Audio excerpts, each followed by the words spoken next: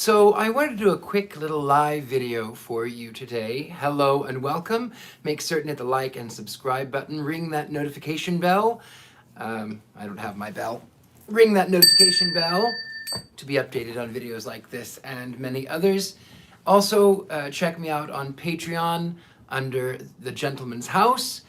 Find me on my website, thegentlemanpsychic.com. Anyway, so today I wanted to talk a little bit about clothing and wardrobe and eccentricities and sort of dealing with public opinion of your clothing. So today I ordered my lunch, and it's what's going on in the world. So I ordered my lunch and it gets delivered.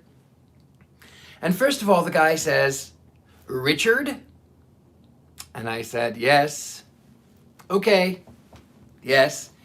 And then he says to me, "What is it, a Halloween party?" I said, No, it is not. Thank you for my lunch." That's actually kind of a funny interaction that I get. So the thing is, not everyone can be themselves. Not everyone can dress in ways that are over the top and flamboyant and fun. And my heart goes out to you for that. On the other hand, if you do dress in ways that are different, expect that people will not have the decorum to just not say anything at all. Really, frankly, it's nobody's business if I'm in a play or if I am going to a party or why I'm dressed like this or whatever it may be. It's nobody's business. But, I understand people are curious. So there was, however, a funny exchange that I had some time ago. As many of you know, I have been many things. I have always been clairvoyant, but I have done a great number of gigs and a great number of jobs, and I was an impersonator, a celebrity impersonator, and one of the ones that I played was Tim Curry, Dr. Frankenfurter Tim Curry. And side note, I actually met him, a lovely fellow. I'll tell you more about that in a moment. So I was at this gig and I was playing Frank, and this man from Belgium, I think, somewhere, he was from somewhere. He comes over to me and he says, "I like your transvestism." And I said, "Thank you." Actually, I said, "Oh, thank you." Anyway, and he says, he comes over really close and he says, "I wish I could dress like that. I do in private, but I live in a very small village and people would not like it. And I don't even let my wife know, but I do like to dress like that." And I understood when you live in a smaller town, standing out is really, it can be really detrimental, especially if you're wearing clothing that is opposite. Richard-Lael, you are so handsome and refined. Curiosity seems to become jealousy at times. You must experience quite a bit of those who... Oh, thank you so much. Yes, I experience good things and bad things, and people are... Most of the time, people are fine. It does get a little bit old sometimes when I just want to wear eccentric clothing, and even though it may appear costumey to modern people, it's really, everything that I wear it's fashion. It is historically fashion. That's the thing too, is that I don't actually wear a lot of actual vintage clothing. I do wear some. The suit that I'm wearing, the sharkskin suit, is 1960s. This is a 19th century mourning brooch. I've got mourning beads and this 19th century belt with tassels that I wear as a laureate around the neck. So I do wear some eccentric things, but most of the time I just style them to be sort of my own. And that sort of stemmed, it stemmed from a couple of things. So when I was a boy, I was teased.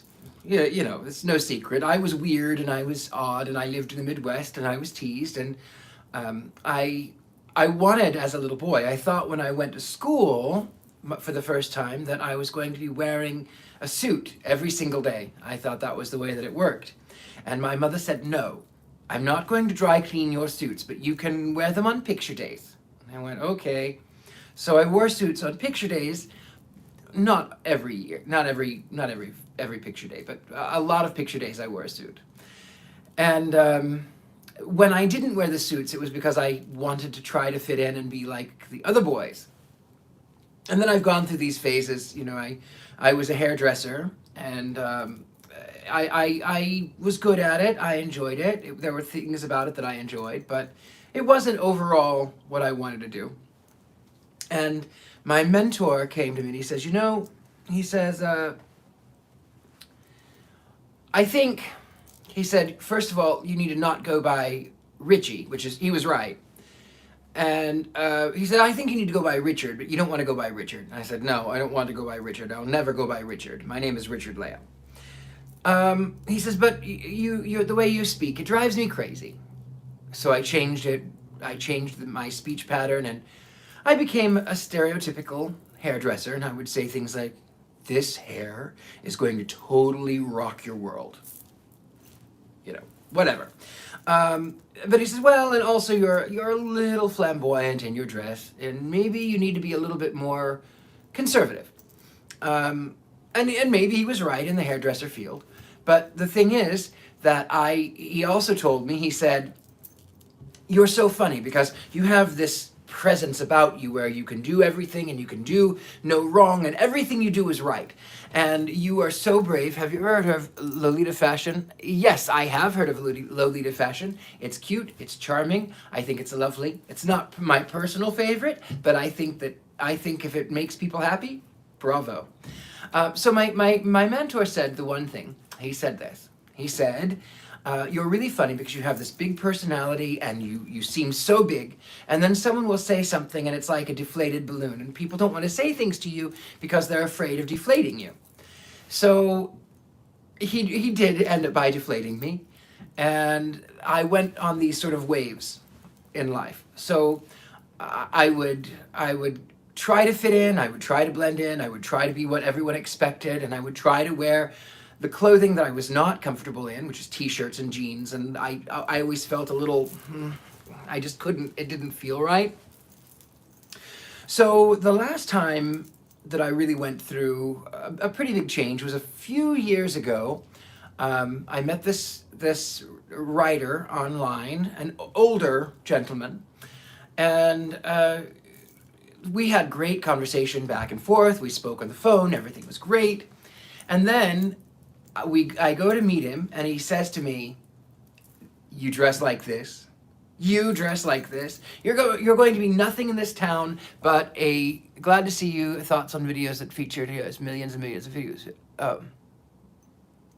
I haven't seen any of my videos that have millions of views. But anyway, so he says, you dress like this. Nobody is going to take you seriously. You need to just wear black shirts and black and dark jeans, and you just need to be very sort of basic. If otherwise, people are just going to think you're a drag queen.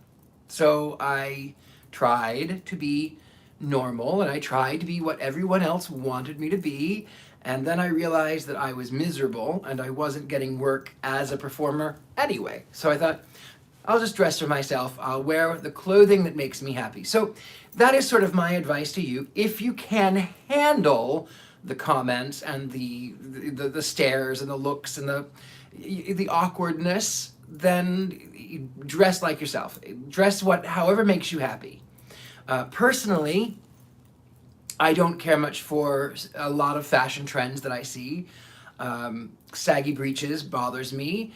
Things that are too tight bothers me. Things that are too short bothers me. But I'm not the person who wears those things.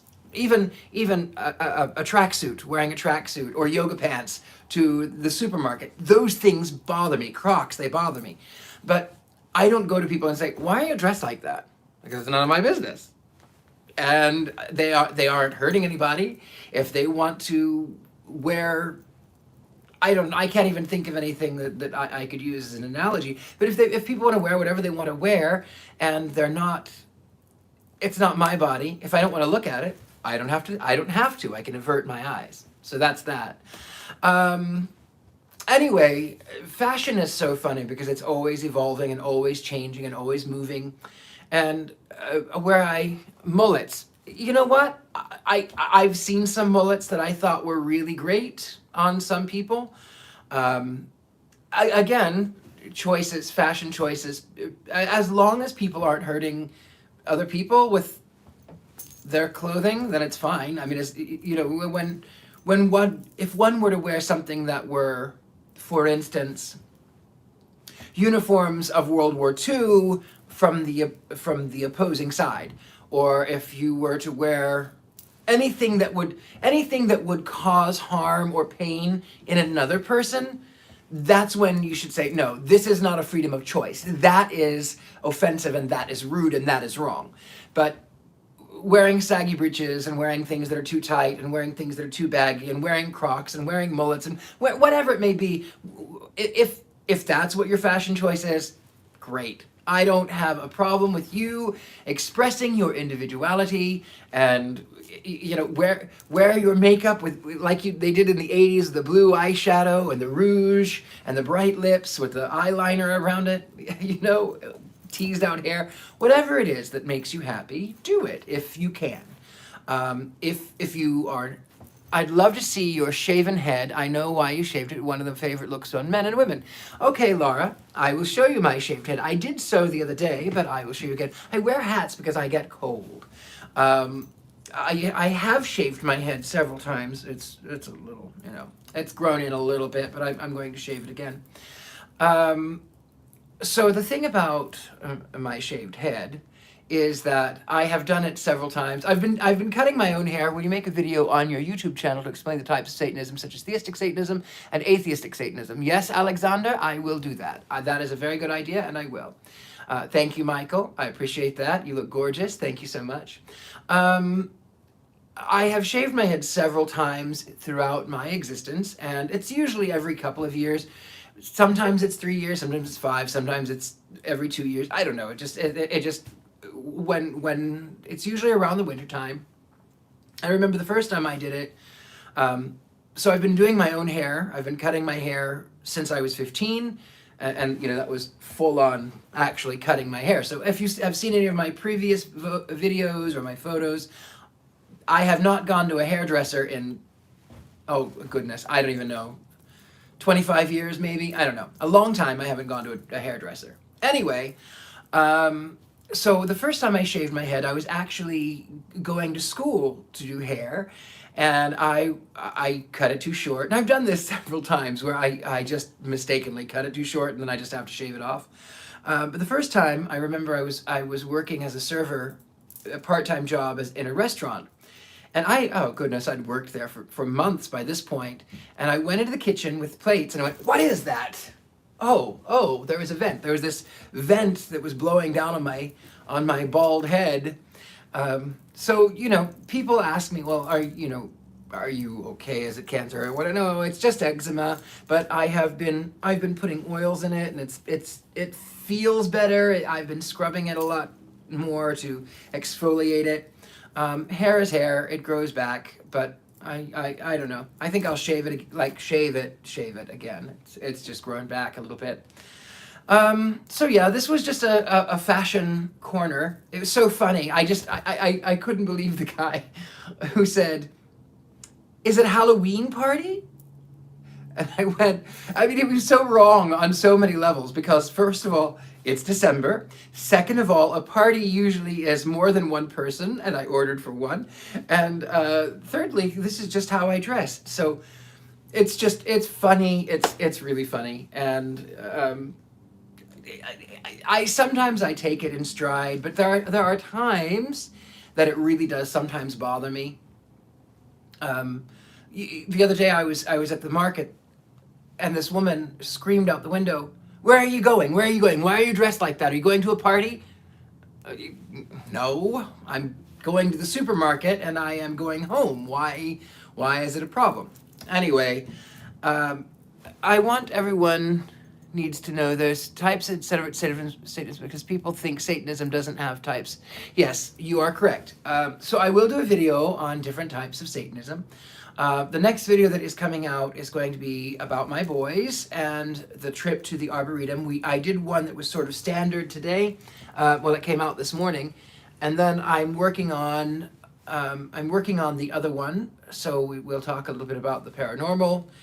I've also got a little bit of a treat for those of you who love my paintings. My boys are showcasing my paintings in that one, and then I've got a couple other ones that. But yes, I will do a video on different types of Satanism. As far as my own Satanism, I have my own. I don't try to convert people. I don't care what people think. Expensive to dress like you do every day. I have to say, pure class though. Thank you for your response yesterday, by the way. Good, excellent. I look forward to hearing from you. And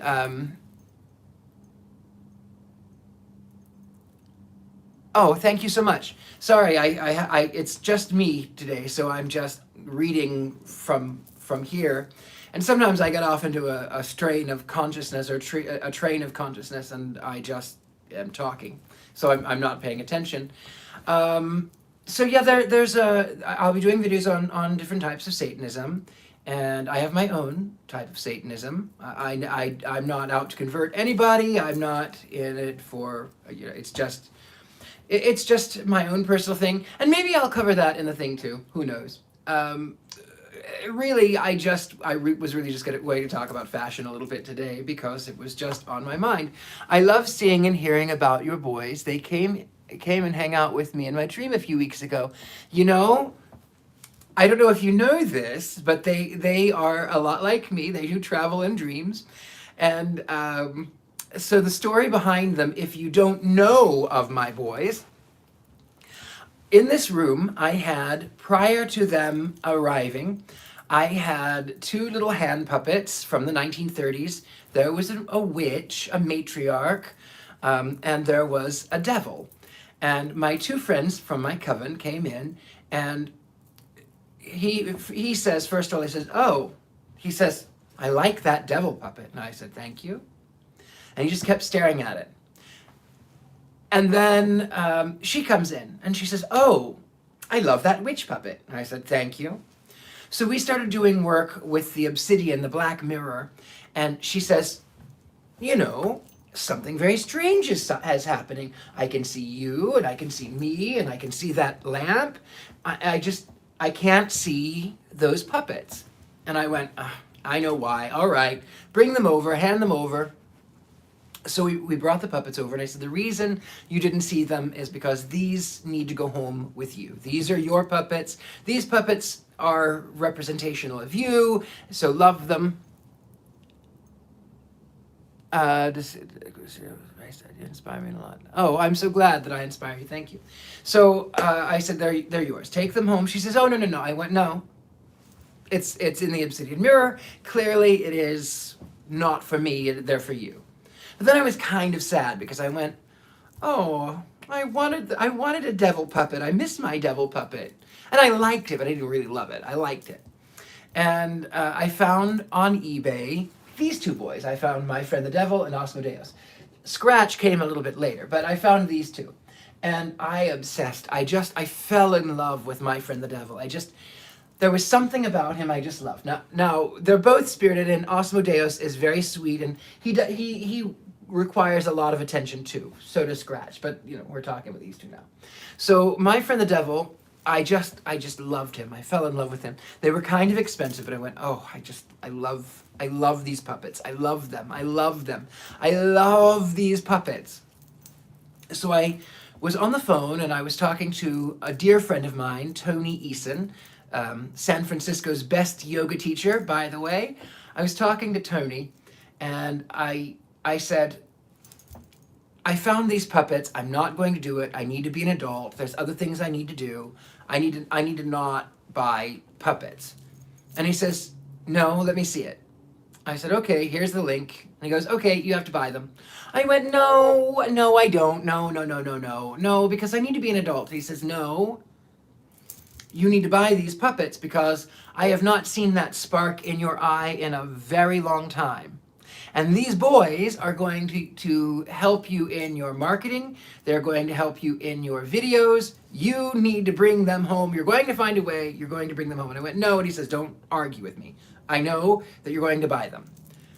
And he said, and what's more, getting to the part about dreams, he said, tonight, the devil puppet's going to come right into the dream, and he's going to say, Daddy, Daddy, bring me home. Daddy, Daddy, Daddy, Daddy, bring me home. And I laughed. I laughed about it. But that night, my friend the devil walks into my dream, and in that same little nasally voice that he uses, he put his hands on his hips, and he looks up at me, and he says, tell Tony I said hello. And I went, all right, all right, all right. I have to buy them. I have to bring them home. And I did. And they're very haunted. And someone just said that when they dream of Asmodeus, he just watches. Asmodeus is very observant. He's so sweet, but he's very observant. And he's sort of as a watchman.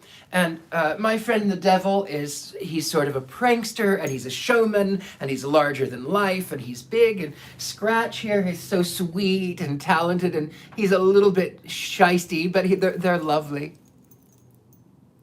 Oh, they totally chose you. The devil was playing in my cupboards. They are very haunted, and they do. I travel in dreams. I visit people in dreams. My boys visit people in dreams. A case in point where I visited someone in a dream was, long story short, is that a friend of mine said that his mother was dealing with some really bad back issues. So I did a magic spell of healing for her, and I sent her things to meditate with, and I prescribed healing stones and things, magic things.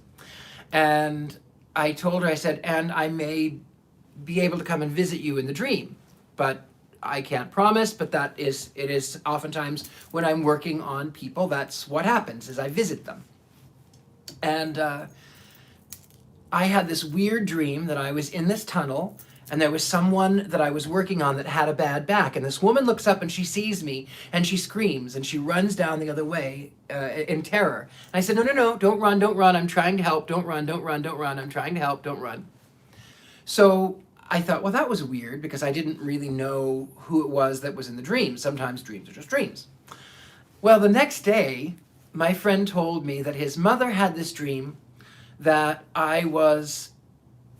she was in this dark tunnel, and this figure came out of the darkness and looked like a spider. So, spiders are about nurturing, they're about mending, they're about regeneration, there's a lot of that.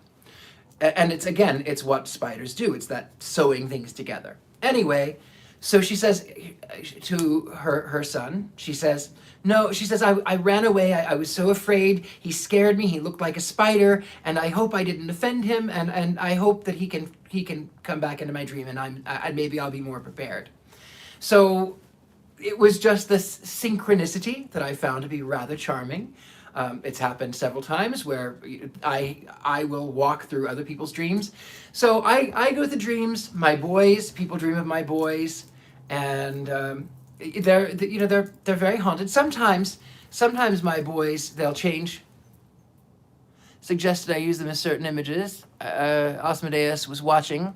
It is a very complicated question to ask, maybe, but what do you think Satan is in the interpretation it exists?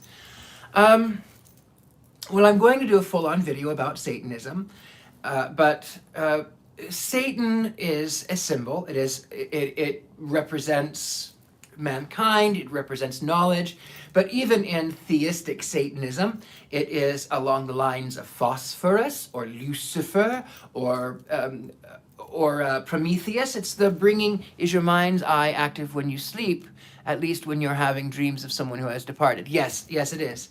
Hello, Axie, hello. Yes, my mind is open. I lost my train of thought. I'm sorry, I wasn't trying to do a Q&A, but now I kind of devolved to that, but that's okay. I really enjoy doing them. So I was talking about Satanism. So it's Prometheus. It's that legend. It's that the stealing of the wisdom of God and bringing it to mankind. So that is the kind of Satanism that I am. and some are atheistic, some are theistic, some are more along the lines of where they actually believe in the devil. Some believe in the devil and God. Some believe that Satan is just an image. Axie has a question. Yes, you may ask.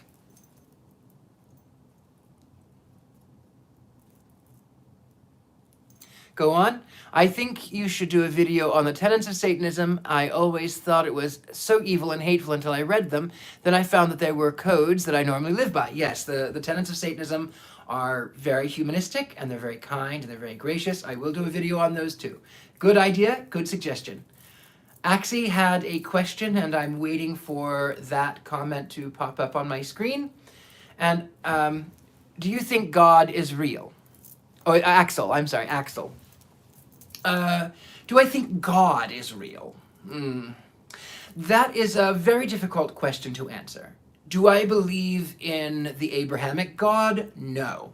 Do I believe in Jesus, Allah, Yahweh?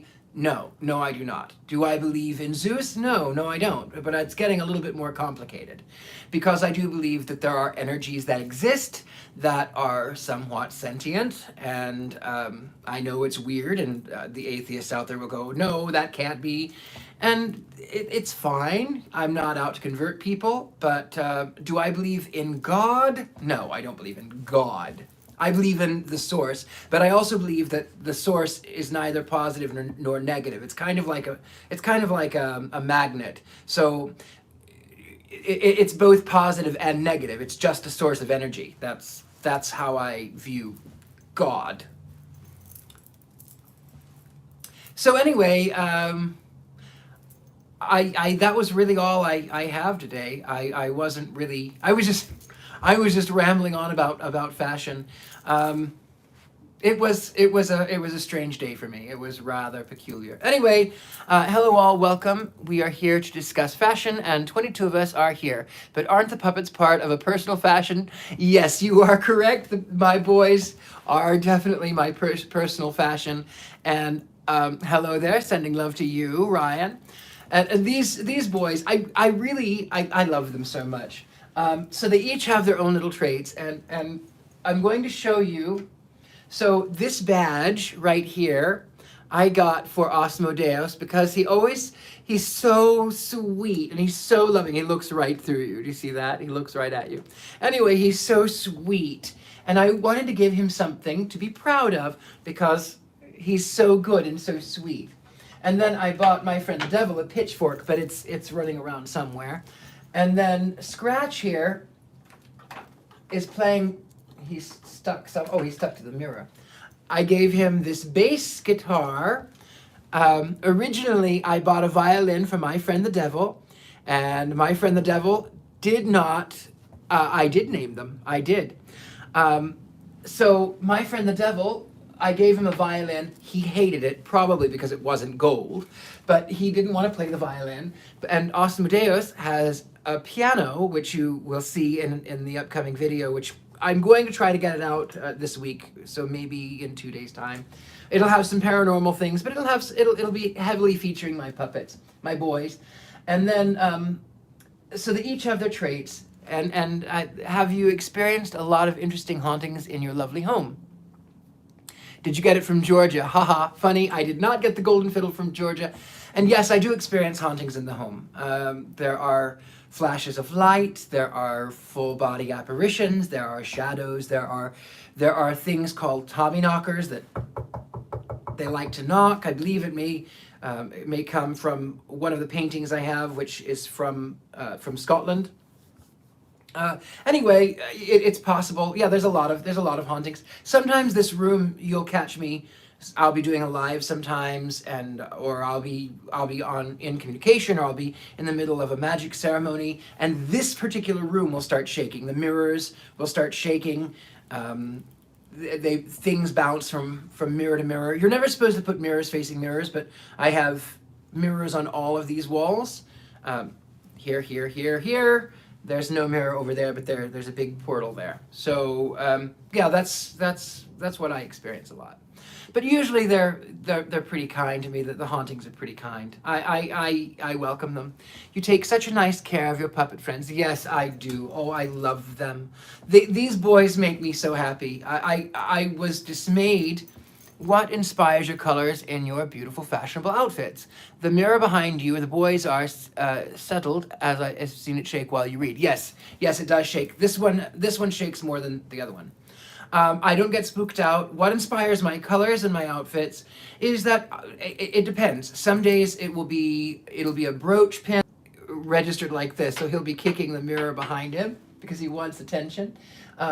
They do move. Their positions change. Their bodies change, and they don't scare me. But as far as inspiration for the colors in my clothing, I love the mod 60s, but I really love the textures and the layering of the late Victorian era. So sometimes I'll go, oh, I'm wearing this brooch, or I want to wear these shoes, or I want to wear this necktie, and then I just sort of piece things together. It's sort of the way, I don't have my paintings in here, I would show you. It's sort of the way that I paint. I am a little bit expressionistic, a little bit trompe-l'oeil to fool the eye, a little bit realism, a little bit of surrealism. So it's kind of a lot of things going on in my artwork, and that's kind of the way that I do my layering. And today, what I wish you could actually see the full outfit, but I'm wearing these layers of beads, and this is a belt from the 19th century. It's a mourning belt, mourning. It had beautiful beaded fringe, but 140 years of use, it went down to the tassels. And I've got these onyx beads here and here. And then a friend of mine gave me this very sparkly, and it's very long. It goes way down. You wear items and colors beautifully. Stand up, let's have a twirl. Okay, well, I will. It's a very small area, but I'll let you see. So here are, it's a very small area. So here's what we have as far as the jewelry goes. This is a 19th century mourning brooch.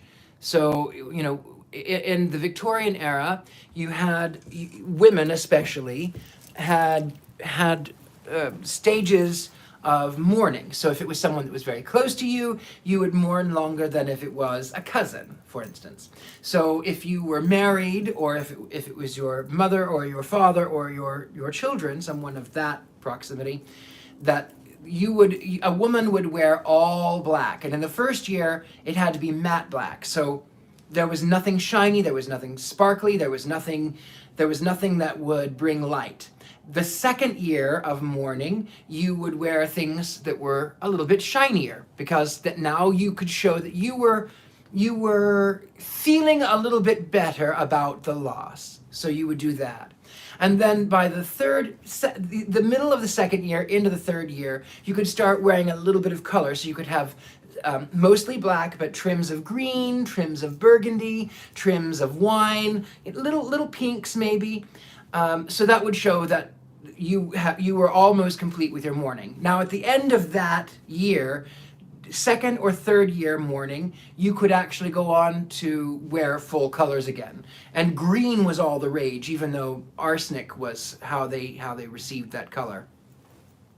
Was it just women who went through mourning fashions, or did men have some as well? Yes, men did have mourning fashions as well. It was typically more female. It was a whole fashion industry. So women, when you would go through mourning, you couldn't wear the same mourning attire twice. So women would have to throw these things out. You would if your entire family died, within a year, you would have to buy new mourning wear. You couldn't just wear the same old dress, even though it was expensive and it was only worn a few times. You couldn't rewear it. Now, men did have a little bit more flexibility. Men would wear charcoal gray and black or blue. Any details on the rings you wear? Yes, I'll tell you about those in a moment. I'll talk about the mirrors too.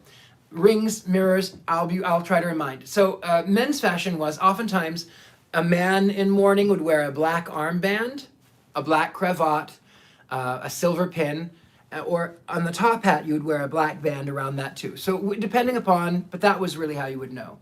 About my rings, first of all, and then I'll go on to the mirrors. So rings, I have that ring. Thoughts on burial versus cremation. Very good. I'll get to that too. So you're not supposed to have mirrors facing mirrors because it's a portal and it opens up energies. Now, if you are trying to keep the portal open, if you're doing magic work, it's great because it does amplify, because then energies can come through. Cremation versus burial. I like burial as long in captains, widows, peaks in their homes. If they were lost at sea, their wives would light a candle. Yes, very true. They would light candles. They would walk on the eaves, in the widows' walk, so they could watch for their long lost sailors. Where was I going? Oh, cremation versus burial. So I prefer a burial that is not a waste. I prefer a burial that is not filled full of chemicals and formaldehyde and toxins and sealed in vaults and sealed in caskets, because then what happens is it's actually more grotesque, because the skin does it does end up by falling away, and so it's more grotesque, and then you've got poisons that leak. It is better to allow the decay naturally, so that we can become worm food, so that we can offer nutrients to the earth, so that trees can grow, so that plants can grow, so that we don't affect the water system. It's much better to do straight up burial. However, in a modern world, I do prefer more cremation, since most people will have to be embalmed. More modern, you don't have to be, but most people do. The problem with cremation is that, of course, it evaporates the water quickly. It doesn't give nutrients, and then you've got the O2 emissions from the flames. It's not good for the environment. Anyway, that's my thought. Regular burial would be best. Emil says same. Yeah, I do prefer it. I always sort of love Victorian mourning. Does it make a difference in to the spirit if the body is buried or cremated? In most cases, no, I don't think so. Because again, it's energy, and we are mostly water. The water gets evaporated one way or another. If someone is cremated, then the water is released quicker, so it may make them come back quicker. I don't know. Anyone who claims to actually know is lying to you. I don't think they would know. Yeah, so if we have any more questions, I'm only going to stick with this a couple more minutes, and then I will run on and do some cleaning, and then I'm going to work on my new video about my boys. Just want to say that I love your background. Thank you. This is where I reside, at least for now. This home was built in 1890, and yeah, it's a beautiful. It's kind of a mess. I've got books out here because I was doing some actual reading of books, and anyway, that's part of my day. I've got to tidy up a little bit. Otherwise, I would take you on a little tour right now, but I won't. Come back when I get everything in order. Anyway, my beautiful friends, I appreciate you. Do you prefer in a home funeral or a regular one? I think an in-home funeral is lovely. I think it's very charming. Would you ever travel to Northern Ireland? In a heartbeat, I would. I would love to go to Ireland. I would really love to go to Ireland. Beautiful country. I've never been, but from what I've seen, beautiful country, beautiful people. Nicholas says, okay, have a great day. Thank you. Okay, darlings. Well, I guess I'll take a couple more questions, and then I will go ahead and go. So anybody else have anything else? No? Okay. All right, my lovelies, have a beautiful day and make certain to hit the like, subscribe. I appreciate you so much for all that you have done, all your likes, your shares, your comments, and I look forward to seeing you sometime soon. Have a great day. Bye-bye. I don't know how to end it. Oh, there we go.